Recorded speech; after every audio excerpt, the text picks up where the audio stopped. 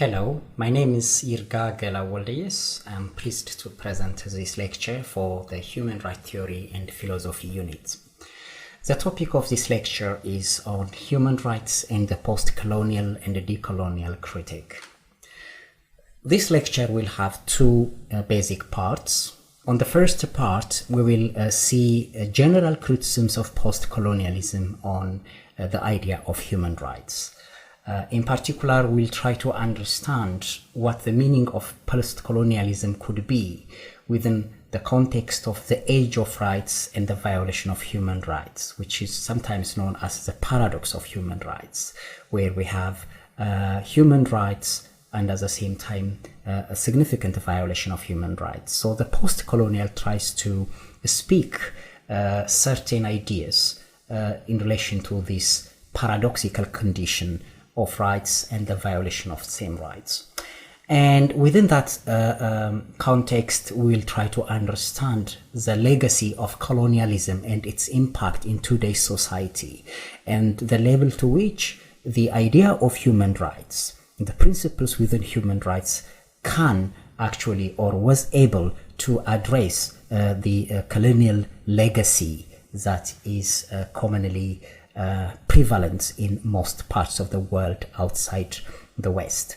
And we'll also look at what is usually known as a doctrine of human rights, because a post-colonial criticism tries to raise questions on the discourse of modernity and human rights as a modern development. Modern ideas are subject to some of the criticisms of post-colonialism, so we'll try to understand that. On the second part, we'll raise specific critical questions in relation to human rights from the viewpoint of post-colonialism and decoloniality. In particular, we'll look at some of the thinkers within this theoretical framework and also their ideas. And we'll draw lessons from that idea and in terms of how we could understand and reimagine human rights. Now, generally, why this approach, why this reflection is important in relation to human rights? Firstly, it will help us to understand the complexity of the human rights field. The human rights field that we understand it, as we understand it, is not simply a place where we would go and implement certain principles. Human rights are basically principles that govern human relationships, and human relationship by its nature is complex, dynamic. So understanding post-colonial critics will help us understand that complexity in which the law or the principle of human rights tries to govern. And also it will help us avoid complacency. By that, it is to say that simply the ratification of human rights or the acceptance of human rights is not enough for the enforcement of those rights. There are other important things that need to be done, questions of justice, questions of dignity, diversity. So we try to see the compatibility between human rights on the one hand and the diverse and complex nature of the social world that we have, and the level to which we can draw insights to transform both. And also this reflection on the post-colonial critique will help us to draw lessons from the past, from colonialism, from post-colonialism, from literature, from various insights and critical theory. And also that would help us to reimagine human rights. Instead of understanding human rights as fixed principles that will never change, how is it possible we can use them as ideas that can actually allow us to express our differences and live in a world that is changing and important? So these are some of the importance of thinking about human rights from the perspective of post-colonialism, and definitely there are other points as well. Okay, now let's look at what post-colonialism is. I think one of the challenges of defining or trying to explain post-colonialism is the difficulty of defining it, because it tries to address so many ideas, so many challenges, so many questions. It tries to respond to cultural, political, economic, social, and many other questions. And some people try to focus on the legacy of colonialism when they think about post-colonialism, because the post-colonialism as a legacy of colonialism tries to evoke, tries to present a form of resistance against what happened in the past. And in that sense, then, we try to understand post-colonialism as a form of after-colonialism. So post mean after, but strictly speaking, there are other theorists which oppose that type of definition, because colonialism never ended, it just changed its face, so we're not in a post-colonialism. But generally, for the sake of this presentation and for this lecture, we'll try to look at post-colonialism as the aftermath of the colonial, at what happened after colonialism.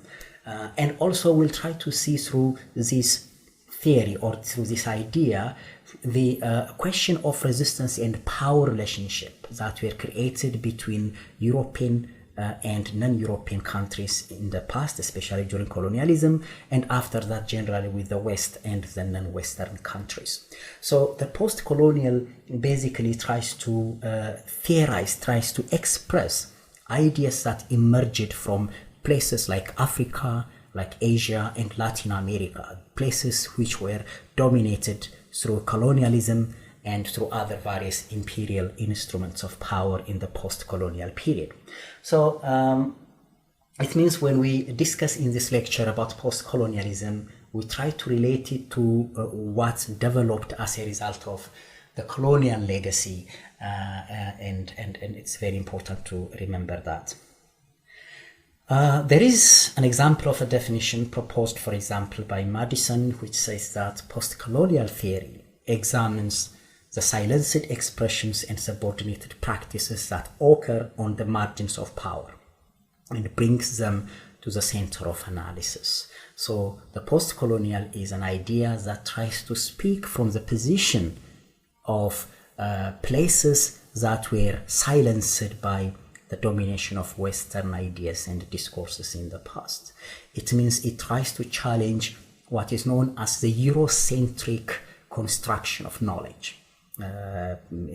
During the colonial time, and of course to a large extent even after the colonialism, there is a significant production of knowledge in the world, and much of that knowledge was produced by making Europe as a center, by looking at it from the viewpoint of Europe, from the history of Europe, from the ideology and belief of Europeans. So that post-colonialism tries to challenge that construction of knowledge. And it also challenges imperial domination. Imperial domination to mean that by imperial we are referring to the domination of distant places and controlling them and dominating them from one singular location. So how is it that the post-colonial idea tries to challenge that relationship between the center, the European, the Western power on the one hand, and the non-Western on the other? In other words, when we relate it to human rights, post-colonialism tries to challenge, tries to question whether human rights are other forms of power or knowledge constructs of the West that try to govern, that tries to regulate how the non-West has to live their lives or manage their relationships. So if post-colonialism significantly focuses on the legacy of colonialism, it is important to remember colonialism. And one of the most important things about colonialism is this idea that colonialism, when it happened, it never happened as something negative from the side of the colonizers. It had its own ideas that gave it a moral force, a moral power. The term colonialism itself didn't mean something negative at the beginning. It was justified by religious, by political, by philosophers, especially after the Enlightenment, including some Enlightenment philosophers. So the etymology referred to the idea of settlements, the idea of farming, the idea of cultivating, going out and developing or civilizing a certain place. And three important motivations were provided. One was colonization was done in the name of God, in the name of glory, in the name of gold. When by God, it was an idea, it was a project that tries to spread the word of the gospel, the word of God, to non-believers, to native people in distant places. So the missionaries were very active in the construction of that colonial system. And by glory, it refers to bringing the barbarian, the backward people toward the civilization, or the civilizing mission, or sometimes known as the white man's burden. As you can see on the poem, take up the white man's burden, send forth the best ye breed, to serve your captives' need, to wait in heavily harness on flattered folk and wild, your new Kotsulan peoples, half devil and half child. So this representation of other people, faraway places outside Europe, outside the West, was regarded as people that need to be cultivated like the land, like the natural resources. So colonialism, during colonialism, the idea was that bringing these people towards the glory of civilization was the mission, the burden of white people, and colonialism wanted to do that. And colonialism was also practiced for the sake of profits, gold, because it was very profitable, and that was another motivating factor for colonialism to take place. And as Ania Lumba tells us, by the 1930s, colonies and ex-colonies covered 84.6% of the land surface of the globe. This shows us that colonialism was a significantly important phenomenon that really transformed the colonized places, and as many argue, not just the colonized places, but also the colonizers themselves. So the idea of colonialism, as Mudimbe tells us, was an idea that tried to transform non-European areas into European constructs. It had what is known as the colonizing structure. By the colonizing structure, it has its own way of managing natural resources. It brought its idea of domesticating the mind of the native by teaching them, by telling them rules, orders, religion, conversion into a religious system, and also integrating their economy, their production into the colonial economy, producing, for example, crops, or producing, for example, materials that are needed overseas for export instead of satisfying their needs. So as a result of this and various activities, colonialism really transformed a large part of the world. So we look at the legacy of colonialism as an important source of ideas to think about the post-colonial, because the period of colonialism gave rise to the creation, the emergence of various forms of identities, usually kind of contradictory and conflicting forms of identities were created during colonialism. There was, for example, a relationship between what is known as masters and slaves, man and women, civilized and uncivilized, culture and barbarism, modern and primitive, colonizer and colonized. So this vast many forms of contradictory forms of identities, power positions were important and were really created through various forms of interaction throughout the colonial period. And in the post-colony, when the human rights become an important discourse, an important means of relating with one another and governing society, the post-colonial theories ask whether it is actually possible to address all these differences that were created in history using a similar one single discourse or principle or law, which means human rights. Now, post-colonialism tries to consider the effect of colonialism in various aspects of life. For example, it takes into account the cultural effects of colonialism and thinks about human rights in light of that cultural effect in the post-colony. Throughout the colonial period, there was what is known as the politicization of people's identity.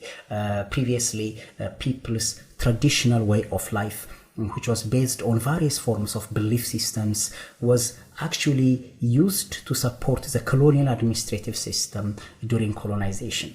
In various studies, including in Ranger's, for example, book called The Invention of Traditions in Colonial Africa, for example, we read that the colonial administrators, when they go to these different places, used pre-existing traditional forms of life, forms of distribution of authority to support their own interest and power. So this politicization of people's identities and cultures creates a question of how it should be handled in the post-colony. There are various forms of cultures that created out of the post-colony. There is, for example, a sense of dependence, a sense of belonging to the colonial type of culture itself. And there is also a kind of hybridity, a kind of creolized form of culture identity that created as a result of the fusion between the colonizing and the colonized cultures, traditions, and peoples. So within that complex cultural field, how is it possible to apply and respond to the various needs that exist within that field? And another question is the economic effect of colonialism.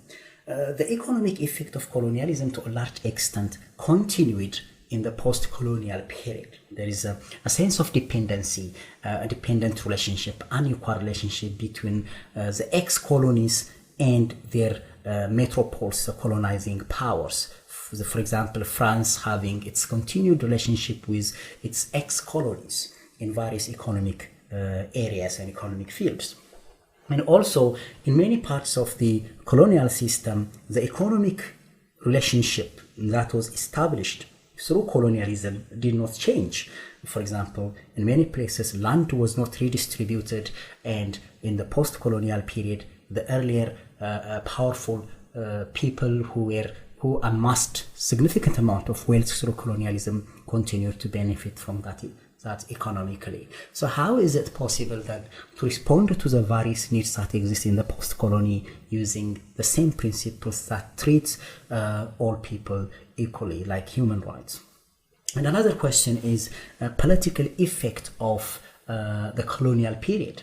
The state by itself in many parts of the world, non-Western world or out of Europe, the state for many is regarded as a new entity, as creation of the West, because there was no as such a period of state formation that emerged out of the culture of the people. Instead, the state was invented, created as an external entity to control, administer the population. So how is it possible to naturalize, to kind of see that state as something that responds to the interests or the rights of the people in the post-colony is another question.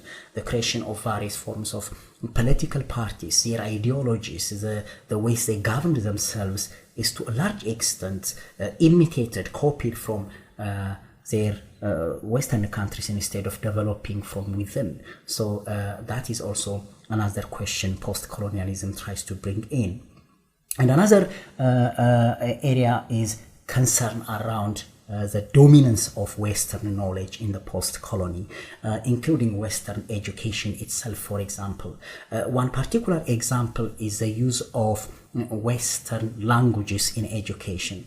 Instead of developing their own language and using it in education, many previously colonized countries continue to use the language of their colonizers through education. The content of the education system, to a significant extent, is imitated copied from foreign forces instead of developing knowledge that is relevant to or based on the daily lives of the majority of their own people. And not only that, non-Western knowledges, for example, indigenous knowledges, traditional knowledges, religious knowledges, were very much disregarded. And through disregarding or through neglect or deliberately, those knowledges have been destroyed. And on the other hand, we have the rise of patenting, the rise of patents on knowledges, which is also another question. Now, this and many other issues that the post-colonial critics tries to interrogate shows us that the relationship between the West and the non-Western places cannot simply be forgotten, and we cannot simply start from a clean slate because there is a structure, a foundation that's already in place that already disproportionately affects the previously colonized countries and benefit the West. So then post-colonialism asks this question: how does human rights respond to the effect of colonialism? What are the ways in which the interests, the harm, the historical trauma that happened as a result of colonialism can be addressed through post-colonial, through human rights? In order to understand in a more relevant way to human rights, to bring it quite relevant to human rights and understand some of the criticism of post-colonialism, let's go and look at human rights and why it is important in relation to post-colonialism. As we all know, there is to some extent an overlap between what is known as the Age of Rights on the one hand and post-colonialism on the other. Because what we know, what we call as post-colonialism, usually happened after the Second World War, after a large part of the colonized countries become independent politically. So with the end of the Second World War and the creation of the UN Charter, we read from the UN Charter itself, which says that promoting and encouraging respect for human rights and for fundamental freedoms for all without distinction as to race, sex, language, or religion. So this is an important principle that emerged from the UN Charter after World War I. And also the adoption of the Universal Declaration of Human Rights in 1948 is another important development that shows us the rise of the Age of Rights. For example, in the preamble we read, quote, "a common standard of achievement for all peoples and all nations, universal and effective recognition and observance. These things are deemed necessary and important." So we see that,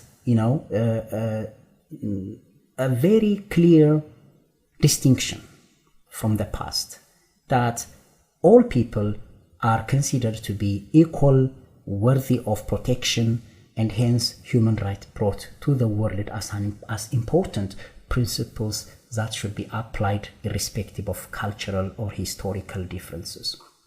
And the rise of international human rights institutions and instruments is also another important development. By institutions, I'm referring to the various organs or bodies that were created to implement human rights. And by instruments, I'm referring to the conventions, the treaties, the human rights principles and laws that were accepted, created, ratified by various states.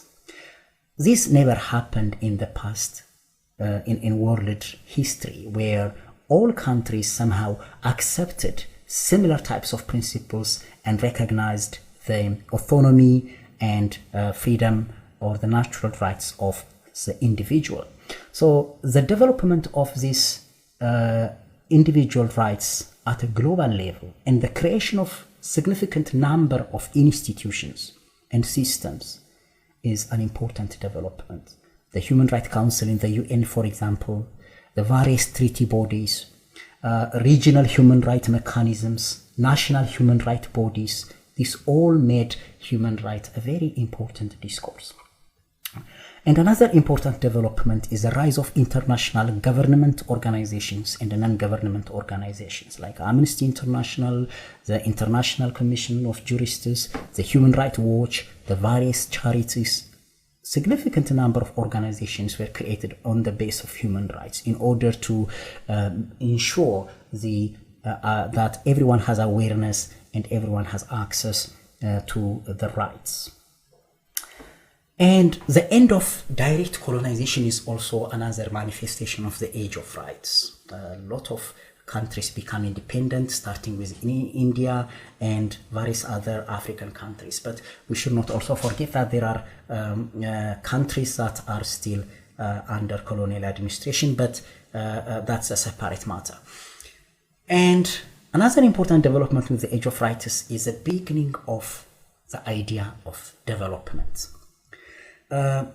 Before the end of colonialism itself was carried out in the name of the 3 G's that I mentioned before, for the sake of God, for the sake of glory of civilization, and for the sake of gold, which is profit.